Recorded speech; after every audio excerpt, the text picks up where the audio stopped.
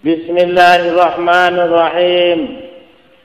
Bermula ketahui olehmu bahwa yang dikatakan sifat itu apa, Tuhan itu apa, zat itu apa, hamba itu apa, Muhammad itu apa, manusia itu apa. Ketika Syekh Siti Jenar kembali ke Cirebon, ia sangat terkejut menyaksikan tempat yang ditinggalkannya itu sudah berubah menjadi desa yang ramai. Pesantren Giri Amparan Jati dengan 7 rumah di kanan kirinya, yang merupakan hunian pertama di Cirebon, tiba-tiba sudah dikepung oleh ratusan rumah dengan beberapa warung dan desa. Lah terheran ketika wajah-wajah baru penghuni Cirebon dengan penuh hormat menyambut kedatangannya dan menyatakan diri sebagai santri-santrinya. Dengan takzim, mereka memanggil Syekh Siti Jenar dengan sebutan Syekh Lemah Abrid, yang artinya Tuan Guru dari Lemah Abang. Usai bertemu dengan Syekh Datuk Kahfi, saudara sepupunya yang juga sebagai gurunya di pesantren Giri Amparan Jati, Syekh Siti Jenar menanyakan tentang perilaku orang-orang yang menyatakan keliri sebagai santri-santrinya. Syekh Datuk Kahfi menjawab bahwa sebenarnya orang-orang tersebut aklalah tak lain santri-santrinya senceliri yang memang sengaja diperintahkan untuk belajar ilmu kepada Syekh Siti Jenar. Meski awalnya heran, Syekh Siti Jenar akhirnya memahami alasan Syekh Datuk Kahfi memerintahkan santri-santrinya untuk belajar kepada Syekh Siti Jenar, yaitu tak lain dikarenakan usia Syekh Datuk Kahfi yang suklah sangat tua. Setelah mengetahui seluk-beluk yang dipelajari para santri, malam itu juga Syekh Siti Jenar mulai mengajar mereka yang meluber hingga teras klan halaman pesantren Giri Amparan Jati. Dengan penampilan yang mempesona, Syekh Siti Jenar berkata kepada para santri agar mengikuti ajaran-ajaran yang ia sampaikan kelengan baik klan penuh perhatian. Selain itu, ia juga mengingatkan kepada para santri agar mereka mengamalkan ajaran-ajaran yang diberikan dalam kehidupan sehari-hari. Bagaikan gemuruh suara ribuan lebah, para santri menyatakan kesetiaannya untuk menerima, mematuhi, klan mengamalkan ajaran-ajaran yang diberikan oleh Syekh Siti Jenar. Beberapa saat kemudian, setelah klan tenang, Syekh Siti Jenar mulai mengajarkan ajaran-ajarannya kepada para santri. Ajaran-ajaran yang disampaikan Syekh Siti Jenar kepada para santri antara lain: pertama, ajaran tentang manusia. Manusia adalah makhluk yang paling sempurna keturunan Nabi Adam. Saking sempurnanya manusia, sampai-sampai ia dianugerahi fitrah kemuliaan dan derajat yang tinggi oleh Allah. Derajat itulah yang membedakan antara dirinya dengan makhluk lain. Lebih dari itu, manusia juga tercipta sebagai khalifah di bumi ini. Arti khalifah adalah wakil, pelestari, dan pemegang teguh agama Islam yang diturunkan Allah kepada Rasul-Nya, Muhammad SAW. Terkait ajaran tentang manusia ini, Syekh Siti Jenar menggunakan dalil yang terdapat di dalam kitab sucinya berikut. Dan, ingatlah ketika Tuhanmu berfirman kepada para malaikat, sesungguhnya, aku hendak menjadikan seorang khalifah di muka bumi. Mereka berkata, mengapa engkau hendak menjadikan khalifah di bumi itu orang yang akan membuat kerusakan padanya dan menumpahkan darah? Padahal kami senantiasa bertasbih dengan memuji Engkau dan menyucikan Engkau. Tuhan berfirman, sesungguhnya, aku mengetahui apa yang tidak kamu ketahui. Quran Surat Al-Baqarah ayat 30. Dan, firman-Nya berikut. Dan, Dialah yang menjadikan kamu penguasa-penguasa di bumi, dan Dia meninggikan sebagian kamu atas sebagian yang lain beberapa derajat, untuk mengujimu tentang apa yang diberikannya kepadamu. Sesungguhnya, Tuhanmu amat cepat siksaannya, dan sesungguhnya Dia Maha Pengampun lagi Maha Penyayang. Quran Surah Al-An'am, ayat 165. Kedua, ajaran tentang ruh ilahiyah. Ruh ilahiyah terdapat di dalam setiap diri manusia. Ruh ilahiyah ini bersatu dengan ruh manusia ketika manusia diciptakan dari tanah. Dengan demikian, dapat dikatakan bahwa hakikat Allah ada di dalam diri manusia. Maka dari itu, ketika manusia pertama kali Adam selesai diciptakan, Allah memerintahkan kepada iblis dan para malaikat untuk bersujud kepadanya.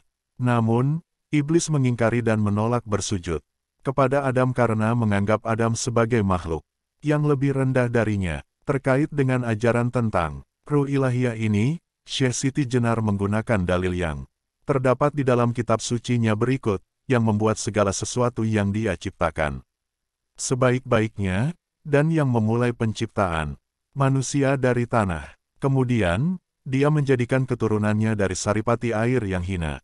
Kemudian, Dia menyempurnakan dan meniupkan ke dalamnya ruh ciptaannya, dan Dia menjadikan bagi kamu pendengaran, penglihatan, dan hati, tetapi kamu sedikit sekali bersyukur. Quran Surat As-Sajadah 7-9.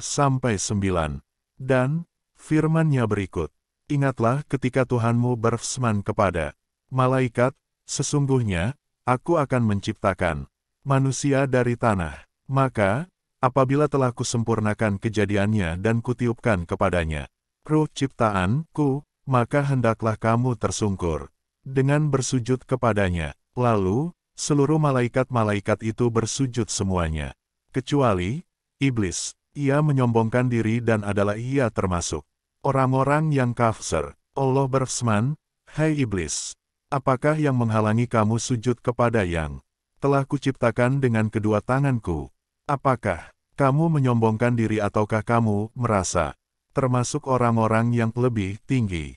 Iblis berkata, "Aku lebih baik darinya, karena engkau ciptakan aku dari api, sedangkan ia engkau ciptakan dari tanah." Allah berfirman, "Maka, keluarlah kamu dari surga, sesungguhnya kamu adalah orang yang terkutuk. Sesungguhnya, kutukanku tetap atasmu sampai hari pembalasan." Quran Surat Shot ayat 71-78.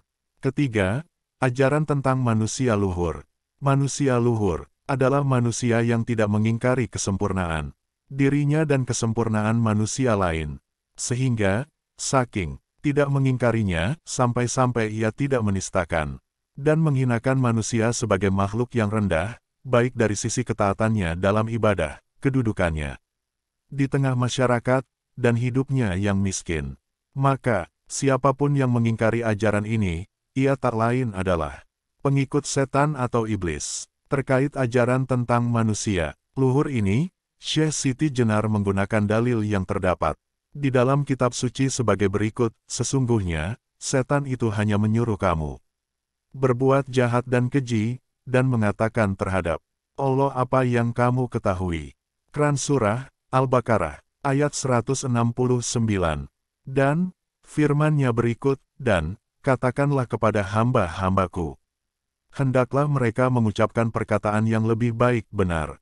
Sesungguhnya, setan itu menimbulkan perselisihan di antara mereka. Sesungguhnya, setan itu adalah musuh yang nyata bagi manusia." Quran Surah Al-Isra, ayat 53. Keempat, ajaran tentang manusia wakil Allah. Manusia harus membiasakan diri untuk selalu menyatakan ikrar dengan membaca kalimat Bismillahirrahmanirrahim dalam memulai setiap tindakan. Dengan begitu, ia akan selalu ingat dan sadar diri bahwa ia adalah wakil Allah yang tidak akan berbuat aniaya di muka bumi. Terkait ajaran tentang manusia wakil Allah ini, Syekh Siti Jenar menggunakan dalil yang terdapat di dalam beberapa hadits Rasulullah SAW, di antaranya, tiada seorang hamba yang mengucapkan basmalah, kecuali Allah SWT memerintahkan malaikat yang bertugas mencatat amal manusia untuk mencatat dalam buku amalannya 400 kebaikan. Dan, sabda Rasulullah berikut, "Barang siapa membaca basmalah dan diikuti dengan lafal, maka ia akan dihindarkan daripada 70 musibah, kesusahan, penyakit akal, dan bebal." Serta, sabda Rasulullah berikut, "Perbuatan baik yang tanpa dimulai dengan basmalah, maka akan terputus dari rahmat Allah." Kelima, ajaran tentang bersatu melebur dengan Allah. Manusia adalah makhluk yang paling sering lupa akan kesempurnaan dirinya dan ruh ilahiyah yang ada di dalam dirinya. Maka dari itu, semua yang mengaku murid Syekh Siti Jenar diwajibkan bersatu atau melebur dengan Allah. Dalam artian, berzikir mengingat Allah di mana dan kapanpun mereka berada, terkait ajaran tentang bersatu, melebur dengan Allah ini, Syekh Siti Jenar menggunakan dalil yang terdapat di dalam kitab suci sebagai berikut, yaitu orang-orang yang beriman dan hati mereka menjadi tenteram dengan mengingat Allah. Ingatlah, hanya dengan mengingat Allah, hati menjadi tenteram. Quran Surah Ar-Ra'd ayat 28. Dan, hadits qudsi yang disampaikan melalui Rasulullah sebagai berikut, Allah bertujuh, Erman, aku sesuai dengan persangkaan hambaku terhadapku, dan aku selalu bersamanya. Ketika ia mengingatku, apabila ia mengingatku dalam dirinya, maka aku pun akan mengingatnya dalam diriku. Apabila ia mengingatku dalam suatu jamaah manusia, maka aku pun akan mengingatnya dalam suatu kumpulan makhluk yang lebih baik dari mereka. Apabila ia mendekatiku sejengkal, maka aku akan mendekatinya sehasta.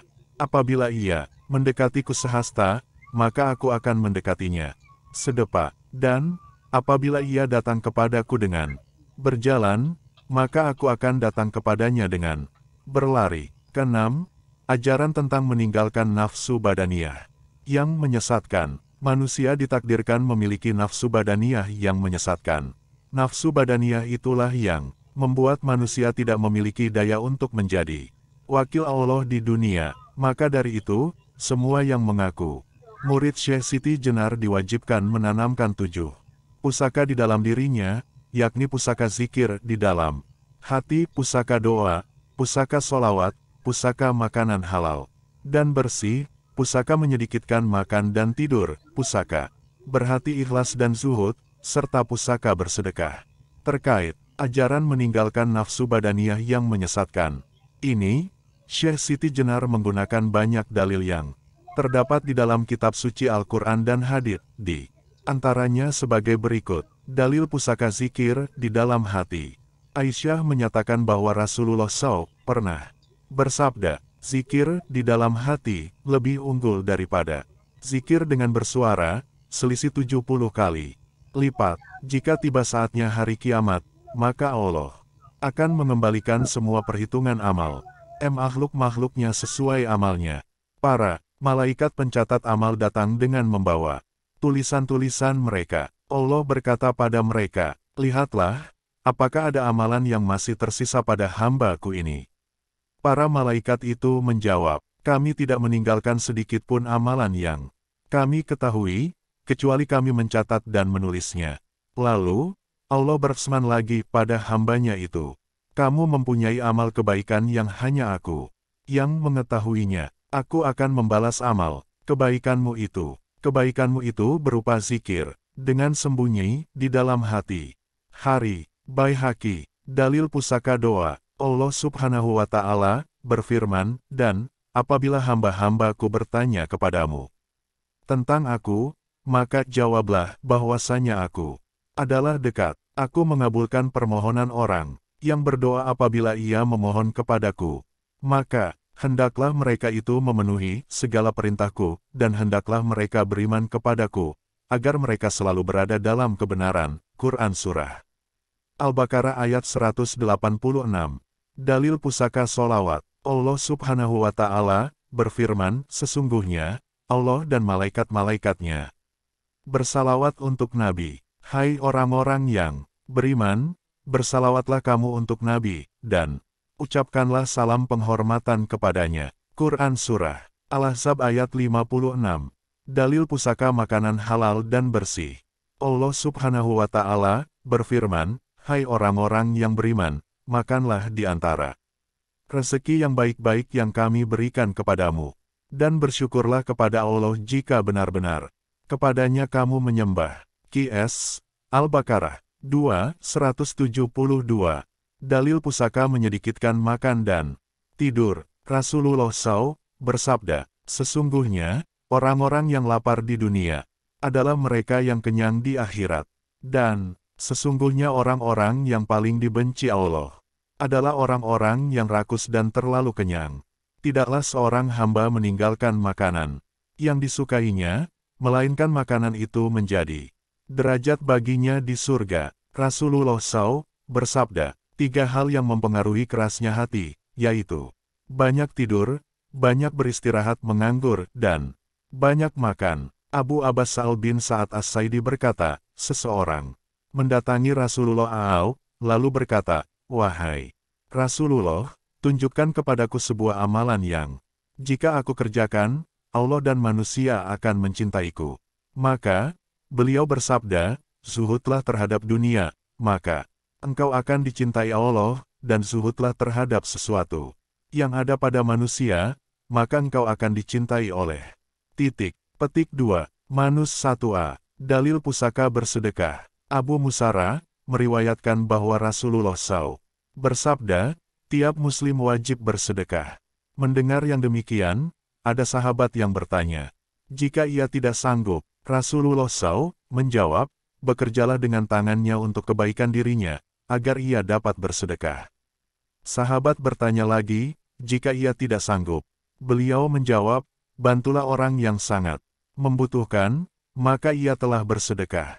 Sahabat bertanya lagi, jika ia tidak sanggup, beliau menjawab, menganjurkan kepada kebaikan, maka ia telah bersedekah. Sahabat bertanya lagi, jika ia tidak sanggup, beliau menjawab, menahan diri dari kejahatan, maka itu sedekah untuk dirinya sendiri. Hari, Bukhari, bagaikan cahaya rembulan yang benderang saat purnama, ajaran yang disampaikan oleh Syekh Siti Jenar menerangi hati dan jiwa para santri. Namun, Syekh Siti Jenar sadar bahwa benderangnya rembulan yang menerangi hati dan jiwa para santrinya adalah sesaat, dan tidak dapat bertahan lama. Itu sebabnya, ia merasa berkewajiban membuat hati dan jiwa para santrinya lebih benderang. Setelah resmi menggantikan posisi Syekh Datuk Kahfi sebagai pengasuh pesantren Giri Amparan Jati, Syekh Siti Jenar mulai memberikan doktrin-doktrin kepada para santrinya agar mengikuti ajarannya. Kala itu, sebagaimana yang dilakukannya setiap hari, sehabis salat Isya, ia memberikan ceramah tentang ajarannya itu dengan suara yang digetari perasaan lain. Ia mengatakan bahwa barang siapa yang mengaku sebagai santrinya, maka kapan kelak dimanapun berada, ia harus menegakkan segala yang diajarkannya, di antaranya sebagai berikut. 1. Menyadari keberadaan diri sebagai manusia yang menjadi wakil Allah di muka bumi. Kata wakil dapat dimaknai lebih luas lagi sebagai berikut. Orang yang bisa memimpin diri sendiri dan keluarganya menuju jalan yang diridai oleh Allah. Sebagaimana yang diperintahkannya di dalam kitab suci berikut, hai orang-orang beriman, peliharalah dirimu dan keluargamu dari api neraka yang bahan bakarnya adalah manusia dan batu, penjaganya malaikat-malaikat yang kasar, keras, dan tidak mendurhakai Allah terhadap apa yang diperintahkannya kepada mereka, dan selalu mengerjakan apa yang diperintahkan. Quran Surah At-Tahrim ayat 6. Orang yang bisa memberikan petunjuk kepada orang lain untuk bertaubat dari segala dosa yang telah lalu atau sekadar beramar ma'ruf dan bernahi munkar, sebagaimana yang diperintahkannya di dalam kitab suci. Dan, hendaklah ada di antara kamu segolongan umat yang menyeru kepada kebajikan, menyuruh kepada yang ma'ruf dan mencegah dari yang munkar. Merekalah orang-orang yang beruntung. Quran Surah Ali Imran ayat 104. C. Orang yang hanya mengharap ridha Allah ketika melakukan suatu pekerjaan, sebagaimana yang ditegaskan dalam hadits Rasulullah berikut. Sesungguhnya, Allah tidak menerima suatu amal, kecuali jika dikerjakan murni karenanya dan mengharap wajahnya ridha karena Allah. Hadis riwayat Nasai. D. Orang yang menjadikan Al-Quran sebagai kitab suci pencerahannya, sebagaimana yang difirmankan Nya. Al-Quran ini adalah penjelasan yang sempurna bagi manusia, dan supaya mereka diberi peringatan dengannya, dan supaya mereka mengetahui bahwasanya Dia adalah Tuhan yang Maha Esa, dan agar orang-orang yang berakal mengambil pelajaran. Quran Surahul Ibrahim ayat 52. Orang yang mampu mengambil pelajaran dari perjalanan hidup diri sendiri dan orang lain, sebagaimana yang difirmankannya, sesungguhnya, pada kisah-kisah mereka itu, terdapat pengajaran bagi orang-orang yang mempunyai akal. Al-Quran itu bukanlah cerita yang dibuat-buat, akan tetapi membenarkan kitab-kitab yang sebelumnya. dan menjelaskan segala sesuatu, dan sebagai petunjuk, dan rahmat bagi kaum yang beriman. Quran Surah Yusuf, ayat 111. Orang yang mampu memisahkan yang baik dan yang buruk, walaupun yang buruk amat menarik. Sebagaimana yang ditegaskan oleh Allah di dalam kitab sucinya berikut, katakanlah, tidak sama yang buruk dengan yang baik, meskipun banyaknya yang buruk itu menarik hatimu. Maka, bertakwalah kepada Allah, hai orang-orang berakal, agar kamu mendapat keberuntungan. Quran Surah Al-Maidah ayat 100. G. Orang yang mampu mengambil hikmah dari warisan Nabi Muhammad, kitab suci Al-Quran dan hadits sebagaimana yang difirmankannya di dalam kitab suci, Allah menganugerahkan al-hikmah kepahaman yang dalam tentang Al-Quran dan As-Sunnah kepada siapa yang dikehendakinya, dan barang siapa yang dianugerahi hikmah, ia benar-benar telah dianugerahi karunia yang banyak, dan hanya orang-orang yang berakalah yang dapat mengambil pelajaran dari Fajr, Rimenallah. Quran Surah Al-Baqarah ayat 269. H. Orang yang selalu membekali diri dengan takwa. Sebagaimana yang ditegaskannya di dalam kitab suci. Petik 2. Berbekallah, dan sesungguhnya sebaik-baik bekal adalah takwa, dan bertakwalah kepadaku, hai orang-orang yang berakal. Quran Surah Al-Baqarah ayat 197. Orang yang sangat yakin akan adanya kehidupan di akhirat, karena itu senantiasa memohon perlindungan kepadanya, sebagaimana yang difirmankannya di dalam kitab suci. Ya Tuhan kami, sesungguhnya barang siapa yang Engkau masukkan ke dalam neraka, maka sungguh telah Engkau hinakan ia, dan tidak ada bagi orang-orang yang zalim seorang penolong pun. Ya Tuhan kami, sesungguhnya kami mendengar seruan yang menyeru kepada iman, yaitu, berimanlah kamu kepada Tuhanmu, maka kami pun beriman. Ya, Tuhan kami, ampunilah bagi kami dosa-dosa kami, dan hapuskanlah dari kami kesalahan-kesalahan kami, dan wafatkanlah kami beserta orang-orang yang banyak berbakti. Ya Tuhan kami, berilah kami apa yang telah Engkau janjikan kepada kami dengan perantaraan rasul-rasul Engkau, dan janganlah Engkau hinakan kami di hari kiamat. Sesungguhnya, Engkau tidak menyalahi janji. Quran Surah Ali Imran ayat 192-194. Orang yang menjaga persaudaraan dengan sesama orang mukmin, sebagaimana yang difirmankannya di dalam kitab suci. Orang-orang beriman itu sesungguhnya bersaudara. Sebab itu, damaikanlah, perbaikilah hubungan antara kedua saudaramu itu dan takutlah terhadap Allah, supaya kamu mendapat rahmat. Quran Surah Al-Hujurat ayat 10. Orang yang memakmurkan bumi dan tidak membuat kerusakan di dalamnya, sebagaimana yang difirmankannya di dalam kitab suci, dan kepada Samud, kami utus saudara mereka.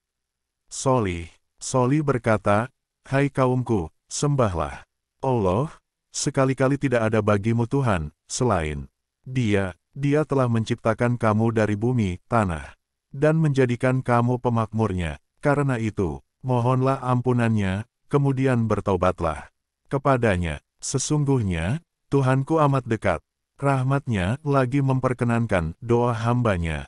Quran Surah Hud ayat 61. 2. Berpegang teguh pada hukum ilahi, syariat, yang bersumber dari kitab suci Al-Quran dan hadits. Karena, hanya dengan pedoman inilah, manusia tidak akan kehilangan arah dalam usaha mewujudkan diri sebagai wakil Allah di muka bumi. Ajaran Syekh Siti Jenar yang kedua ini dilandaskan pada beberapa dalil dalam kitab suci Al-Quran dan hadits, diantaranya sebagai berikut. Dan, bahwa yang kami perintahkan ini adalah jalanku yang lurus, maka ikutilah dia, dan janganlah kamu mengikuti jalan-jalan yang lain, karena jalan-jalan itu mencerai-beraikan kamu dari jalannya. Yang demikian itu diperintahkan Allah agar kamu bertakwa. Quran Surah Al-An'am ayat 153. Dan, firman-Nya, kitab Al-Quran ini tidak ada keraguan padanya. Petunjuk bagi mereka yang bertakwa. Quran Surat Al-Baqarah ayat 2. Dan, hadits Rasulullah berikut. Sebaik-baik umat ini adalah generasiku, para sahabat kemudian orang-orang yang mengikuti mereka, para tabi'in, kemudian orang yang mengikuti mereka, para tabi'ut tabi'in. Hadis riwayat Bukhari dan Muslim. 3. Larangan untuk berlutut atau bersujud kepada sesama makhluk Allah, baik pohon, patung, berhala, dewa, binatang, makhluk gaib, gunung, sang maharaja, batu besar, petapa di gua, matahari, bintang, bulan, dan sesama manusia. Sebab, tidaklah pantas manusia yang menjadi wakil Allah bersujud kepada makhluk yang lebih rendah darinya atau sederajat dengannya. Ajaran Syekh Siti Jenar yang ketiga ini dilandaskan pada beberapa dalil dalam kitab suci Al-Quran, di antaranya adalah sebagai berikut. Dialah yang menjadikan bumi sebagai hamparan bagimu dan langit sebagai atap, dan dia menurunkan air, hujan, dari langit, lalu dia menghasilkan dengan hujan itu segala buah-buahan sebagai rezeki untukmu. Karena itu, janganlah kamu mengadakan sekutu-sekutu bagi Allah, padahal kamu mengetahui. Quran Surah Al-Baqarah ayat 22. Firman-Nya berikut, dan kami seberangkan Bani Israel ke seberang lautan itu, maka setelah mereka sampai kepada suatu kaum yang tetap menyembah berhala mereka, Bani Israel berkata, "Hai Musa, buatlah untuk kami sebuah Tuhan berhala sebagaimana mereka mempunyai beberapa Tuhan berhala." Musa menjawab, "Sesungguhnya, kamu ini adalah kaum yang tidak mengetahui sifat-sifat Tuhan. Sesungguhnya, mereka itu akan dihancurkan kepercayaan yang dianutnya dan akan batal apa yang selalu mereka kerjakan." Musa menjawab, "Patutkah aku mencari Tuhan untuk kamu yang selain daripada Allah? Padahal dialah yang telah melebihkan kamu atas segala umat." Quran Surah Al-A'raf ayat 138-140.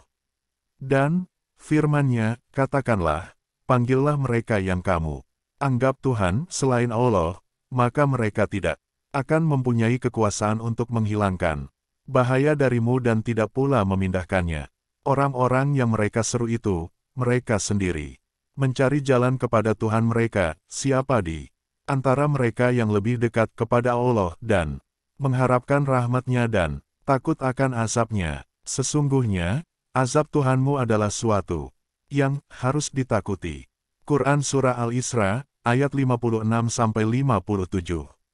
Dan firman-Nya, dan di antara tanda-tanda kekuasaan-Nya ialah malam, siang, matahari, dan bulan.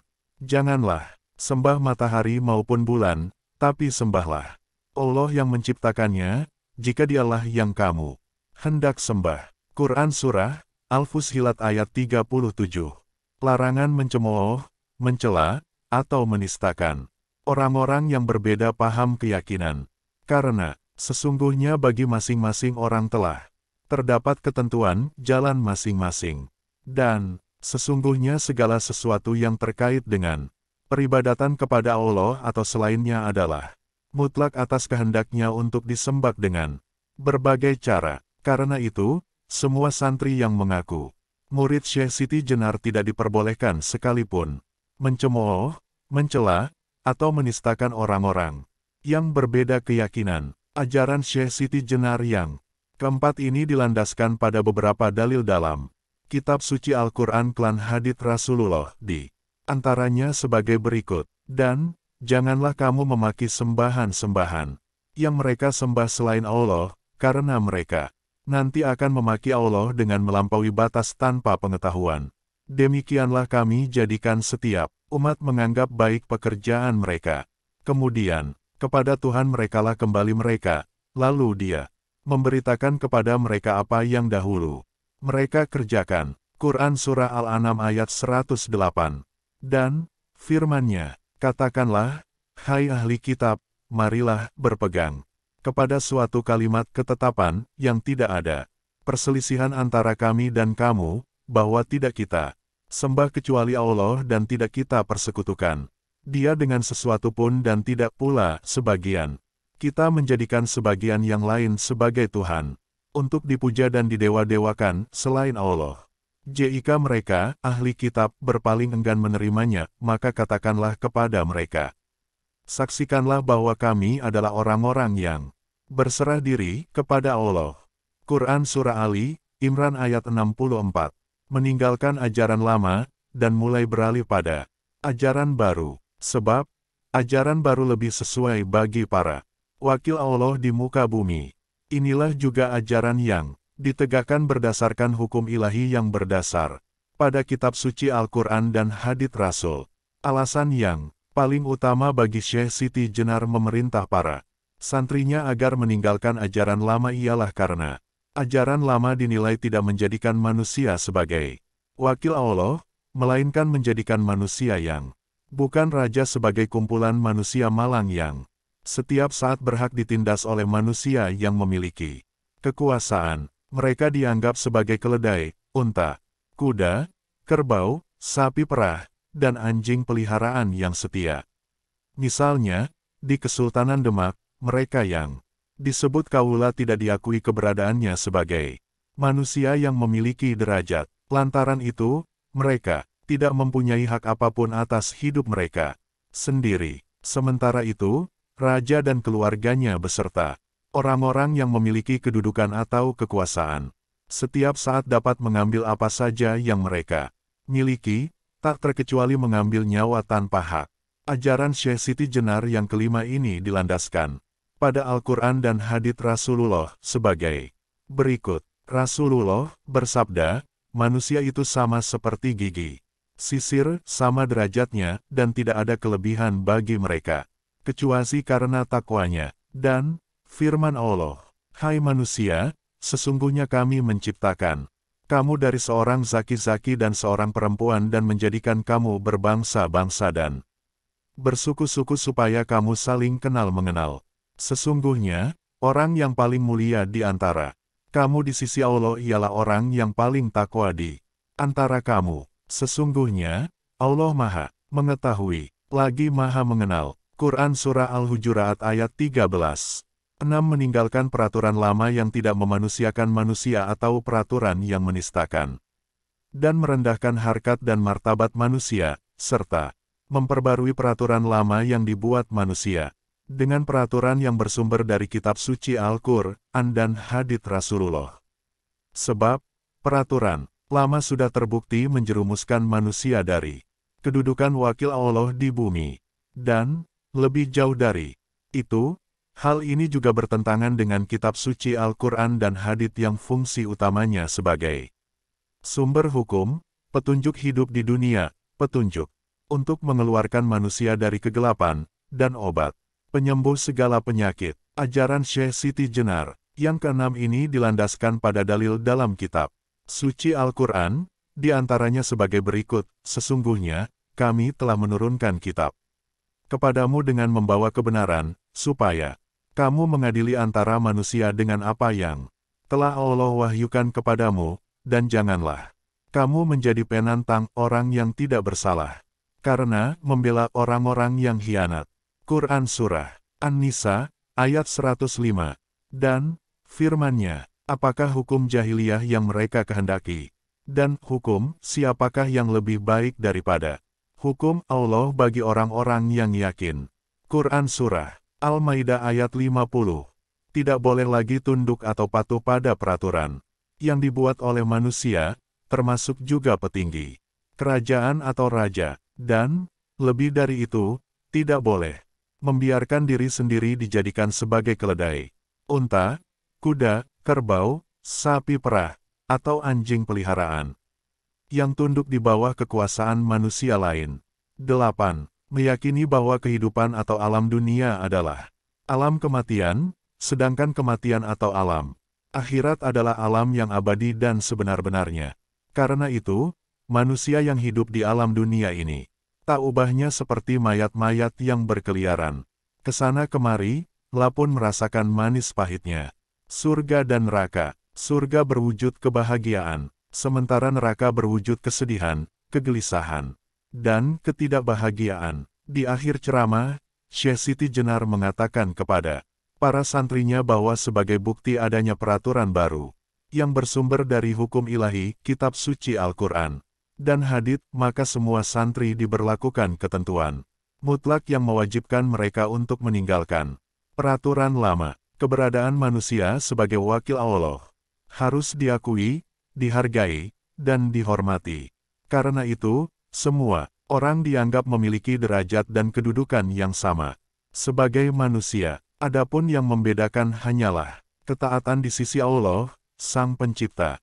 Di bumi ini, tidak ada kaula, tidak ada gusti, dan tidak ada hamba sahaya. Semuanya manunggal sebagai wakil Allah. Semuanya saudara karena semua tak lain adalah anak cucu Adam.